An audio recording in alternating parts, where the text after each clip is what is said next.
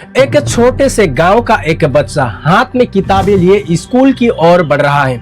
उसकी आंखों में एक सपना है, कुछ बनने का, अपने परिवार की जिंदगी को बदलने का।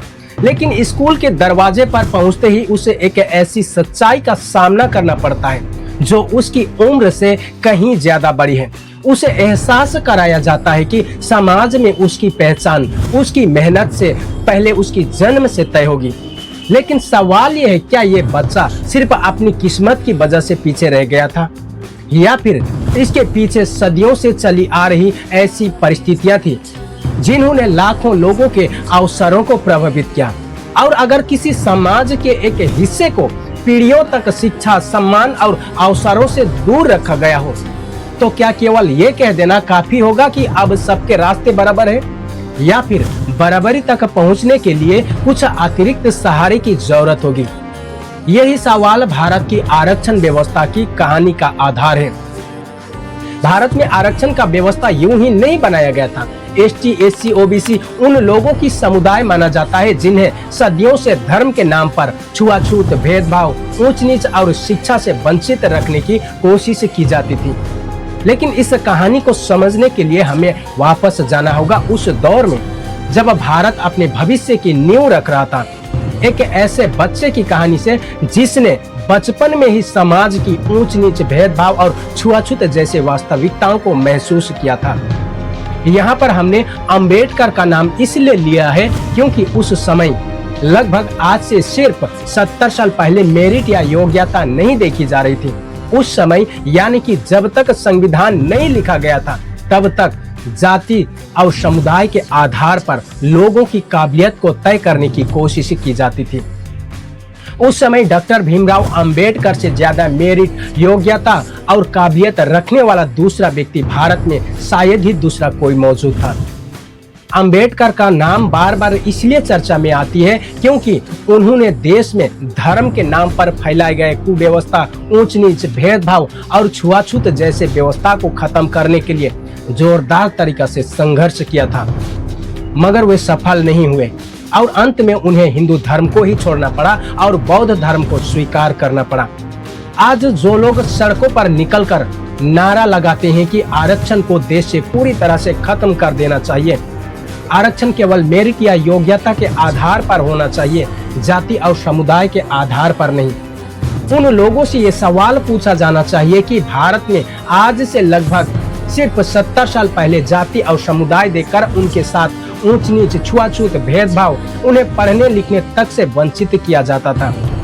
तो क्या आज लगभग 70 साल के बाद इन जाति, इन समुदायों को, जिसे आज एससी, एसटी, ओबीसी कहा जाता है, क्या इन्हें वर्तमान में इस देश में क्या सचमुच में बराबरी का हक मिल गई है? संविधान के अनुच्छेद 15 और 16 में ऐसे प्रावधान किए गए जिनके आधार पर एसटी, एससी, ओबीसी और बाद में अन्य पिछड़ा वर्ग के लिए आरक्षण व्यवस्था की गई थी।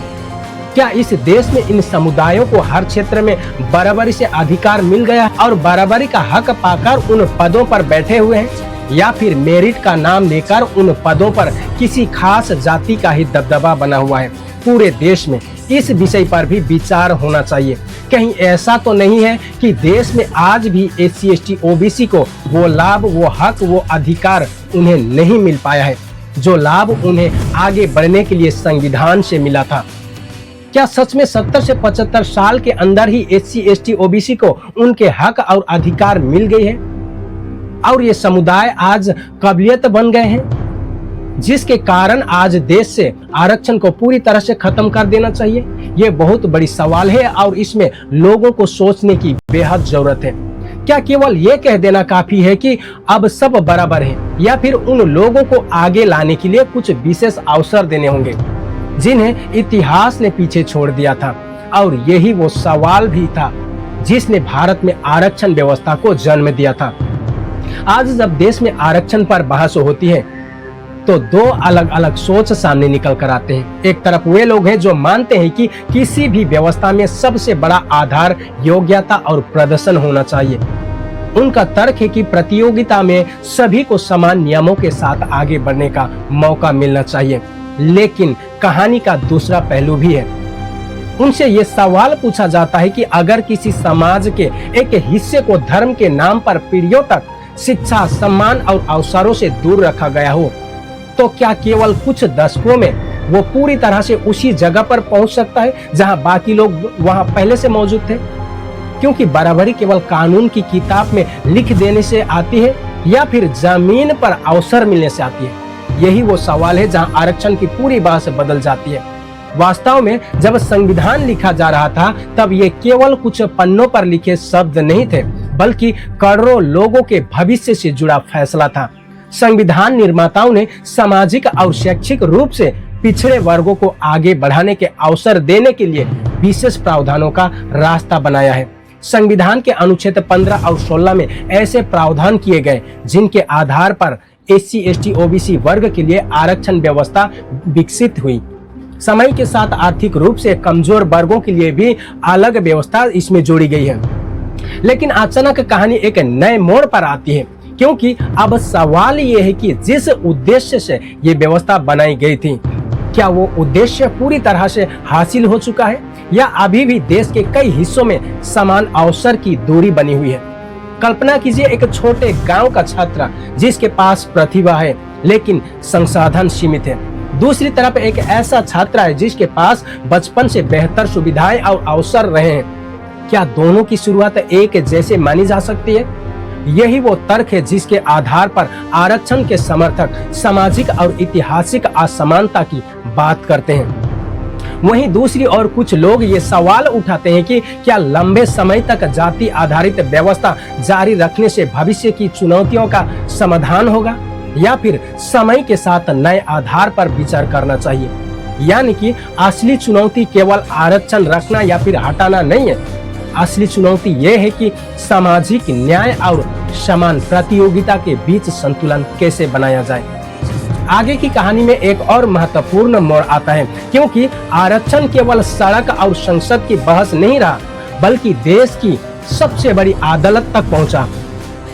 सुप्रीम कोर्ट ने अलग अलग मामलों में आरक्षण की सीमा, क्रीमी लेयर और समान अवसर जैसे मुद्दों पर महत्वपूर्ण फैसले दिए।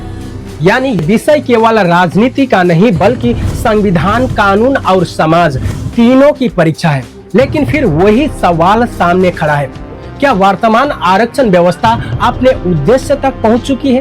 क्या भविष्य में इसका आधार जाति होना चाहिए, आर्थिक स्थिति होनी चाहिए, मेरिट होना चाहिए, या फिर इन सभी को मिलाकर कोई नया रास्ता खोजा जाना चाहिए?